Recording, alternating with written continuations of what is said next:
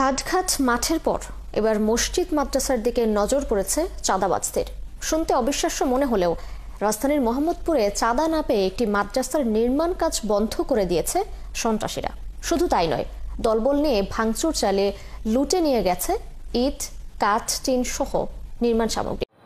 আসসালামু আলাইকুম ভাই, কথা বললে চাকরি থাকবে না। হ্যাঁ, কারণ বড় বড় নেতারা আছে, তারা কথা বললেই চাকরি নট করে দেবে। ঠিক আছে, তো যে বিএনপি বলে ইসলাম প্রতিষ্ঠিত করবে বাংলাদেশে, সেই বিএনপির নেতারাই একটা নতুন মাদ্রাসার কাজ চলতেছে, সেই মাদ্রাসার যে চাঁদা চাই। হ্যাঁ, চলুন ভিডিও থেকেই প্রমাণ দিচ্ছি আপনাদেরকে।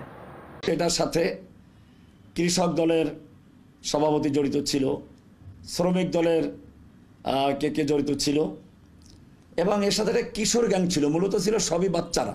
এরা ভাঙচুর করে, কি বলবো ভাই, এরাই বলে জামাত ইসলামকে রাজাকার। আসল রাজাকার কারা, কমেন্টে আপনাদের মতামত জানিয়ে যাবেন। আসসালামু আলাইকুম ওয়া রাহমাতুল্লাহ।